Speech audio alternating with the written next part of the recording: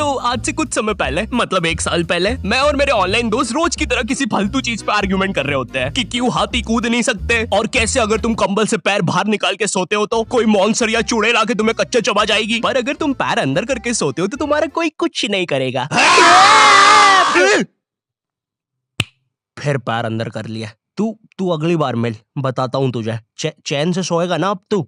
ले तेरा light on कर दिया, अब ठंड में बिस्तर से उठना पड़ेगा। ले तेरा पंखा भी ऑन कर दिया अब तो ऐसी किसी बात पे आर्ग्यूमेंट चल रहा होता है, तो उसी बीच न जाने मेरे दिमाग में क्या आता है और मैं बोलता हूँ, तुम लोग अच्छे लोग हो, हमें मिलना चाहिए। ये सुन के भैया सन्नाटा मच गया। हाँ क्या बोला तूने? आयु तुझे पता है ना ऑनलाइन दोस्त कभी मिल नहीं सकते। इनफैक्ट ऑनलाइन दोस्त जैसी तो कोई चीज ही नहीं होती, हम सब तो रोबोट है। आयु तू हमारा दोस्त हो ही नहीं सकता, हम जा रहे हैं। फिर उन लोगों ने एक दूसरे के गले में हाथ डाला और न जाने क्यों गुस्से में डोरेमोन का थीम सॉन्ग गाने लग गए, वो भी तमिल में।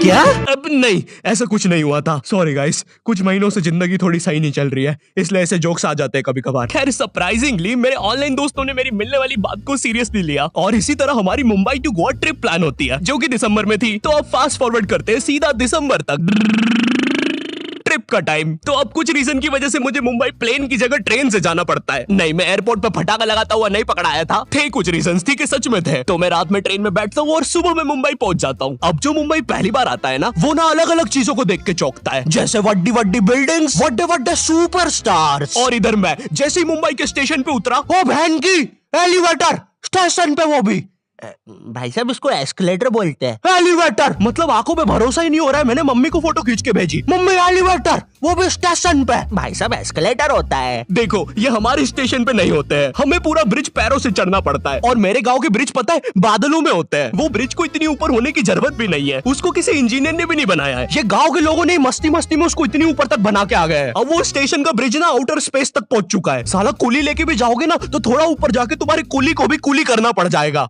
भाई साहब कुली करना पड़ेगा। अरे किया तो है तुम्हें। अरे आपको ने मुझे कुली करना पड़ेगा। रुको, कुली।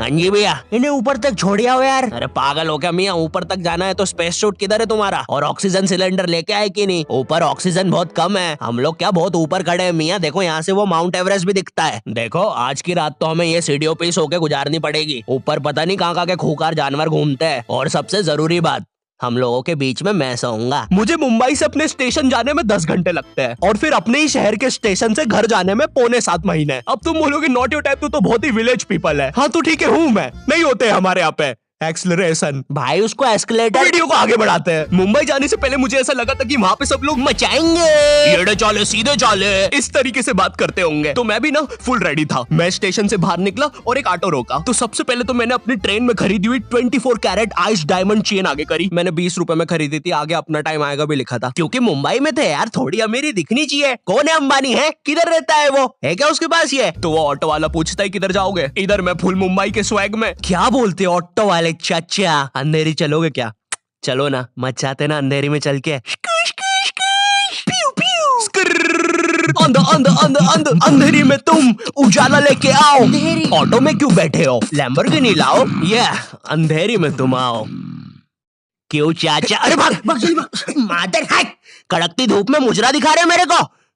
अभी भी ज्यादा दूर नहीं गए, ऑटो से चीप सकता हूँ। हम लोग हमारी मुंबई के अपार्टमेंट आ जाते हैं, वहाँ पर थोड़ा सा रेस्ट करते हैं, क्योंकि स्टेशन से अपार्टमेंट तक तो हम भगते भगते आए थे। वो ऑटो वाला पीछे पड़ा था ना। क्यों पीछे पड़े हो हमारे? जाओ ना। नहीं मजाक कर रहा हूँ। 700 रुपए की टैक्सी करनी पड़ी थी अपार्टमेंट तक। 700 रुपए की। 700 रुपए पता भी है कितने होते हैं? 700 रुपए में पता है तुम मुंबई में क्या क्या कर सकते हो? तुम कर सकते हो 700 रुपए में तुम 700 रुपए में वापस उसी टैक्सी में बैठ के स्टेशन जा सकते हो। भाई साहब मैंने 750 कर लिया है रेट। कितनी महंगी है मुंबई। तो अब मैं और मेरा दोस्त डेस्क, हम लोग हमारे बाकी 2 दोस्त से पहले आ गए थे। तो अब हमारे पास कुछ करने के लिए नहीं था, तभी मुझे मेरी एक फीमेल फ्रेंड ने मॉल में मिलने बुला लिया। तो हम लोग जाते हैं मिलने, वापस 700 लगा के।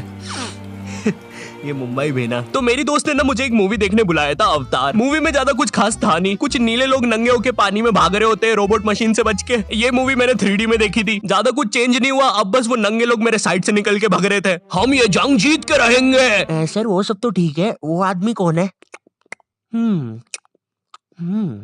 अरे वो हमारी मूवी देख रहा है 3D में। उसे तो मजा ही आ जाएगा जब हम सब नंगे होकर उसके सामने से भागेंगे। मेरी बात सुनो सब लोग, हम लोग उसके बहुत पास से भागेंगे लेकिन उसे टच नहीं करेंगे।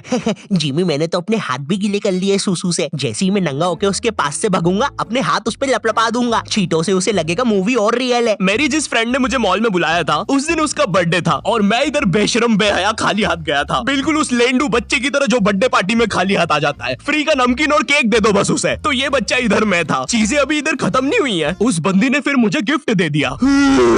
चीजें अब सीरियस हो गई है। दुनिया का सबसे बड़ा क्राइम इधर, ठीक है इधर है, और फिर आता है किसी के बर्थडे पे उनसे ही गिफ्ट ले लेना इधर। पहले तो मुझे समझ में नहीं आया कि ये बंदी मुझे टॉन्ट मार रही है कि सच में गिफ्ट दे रही है। मुझे उस समय इतनी ज्यादा शर्म की अनुभूति और आभास हो रहा था, मेरा मन कर रहा था उठ के भाग जाऊं वहां से।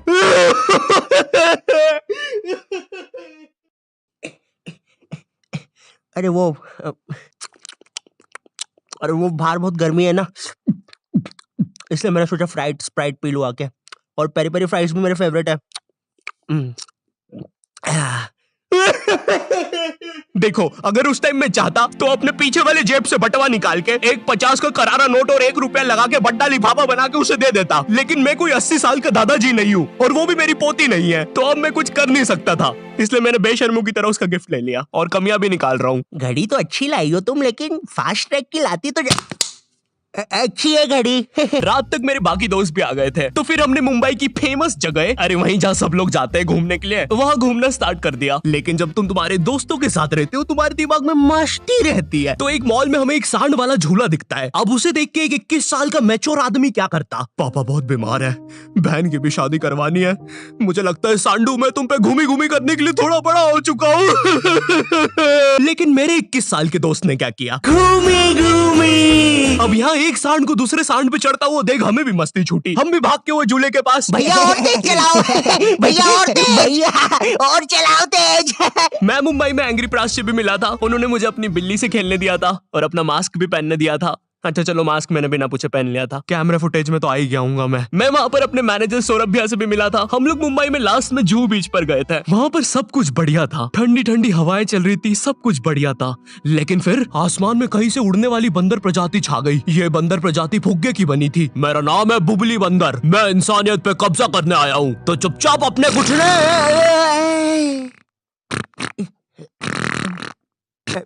है दोस्त, क्या तुम प्लीज मेरी बूंद में हवा भर सकते हो? मुझे तुम्हारी दुनिया पे कब्जा करना है प्लीज।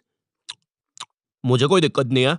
कमलेश, कमलेश। हाँ मैंने सुन लिया था पहली बार में ही। कमलेश मैं जानती हूँ हम दोनों ज्यादा क्लोज नहीं है, लेकिन इसका मतलब ये नहीं तुम एक बंदर के साथ संबंध बना लोगे। मैं जा रही हूँ। कमलेश जाने दो उसे, मैं तुम्हें उससे भी ज्यादा चीजें दे सकता हूँ।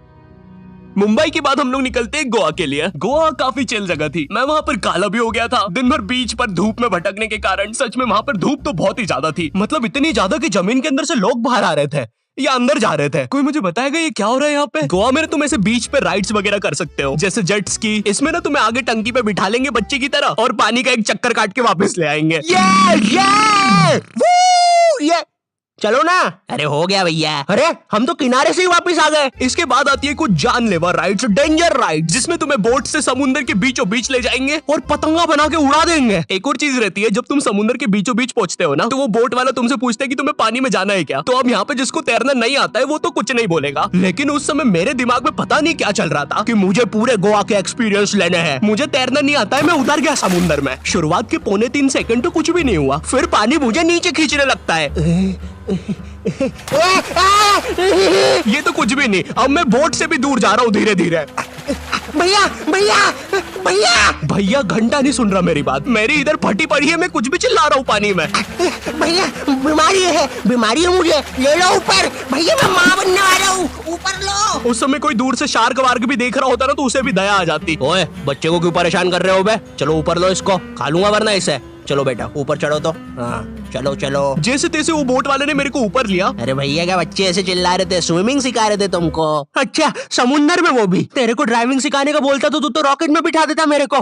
पागल। सबने ना मेरा बहुत मजाक उड़ाया कि पानी में गया, बच्चों जैसा रो रहा था। लेकिन वो कहते हैं ना, सबका टाइम आता है। हम लोग ना उसके बाद एक बनाना राइड पे जाते हैं, जिसपे तुम एक बनाना शेप चीज पे बिठाते हैं और उसे नाव से खींचते हैं और बीच समुद्र में ले जाके फेंक देते हैं। तुम्हें पहले नहीं बताएंगे कि तुम्हें फेंकने वाले हैं। उसने हम सबको लेके गया और फेंक दिया। अब सब मुझसे भी गंदे रो रहे हैं पानी में।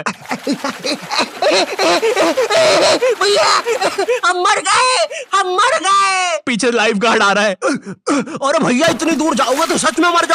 मेरे पास क्लिप पड़ी इधर सबकी रोते हुए, मैं लगा दूंगा। मैं तो करना अरे कुछ नहीं होता, नहीं करना भाई, मरना क्या, चुप रहो। नहीं करना भाई। पर खैर कुछ भी बोलो, ये ट्रिप मेरे लिए one of the best trip थी अपने दोस्तों के साथ। आई होप तुम्हें ये वीडियो पसंद आई होगी, और अगर नहीं भी आती है तो बस इतना सा रुक जाओ, ठीक है? बस इतना सा। मैं एक बहुत ही प्यारी चीज पर काम कर रहा हूँ, ठीक है? बस वो आ ही गई, ये यहीं पे ये बस आ गई। और अगर भूलना, एम करते 8 लाख लाइक्स के लिए, ठीक है? मुझे पता है तुम कर सकते हो, ठीक है? अभी करो। एंड चैनल पे नए हो तो सब्सक्राइब कर देना। मैं मिलता हूँ तुमसे नेक्स्ट वीडियो में, जो कि बहुत जल्दी आने वाली है। तब तक के लिए बाय।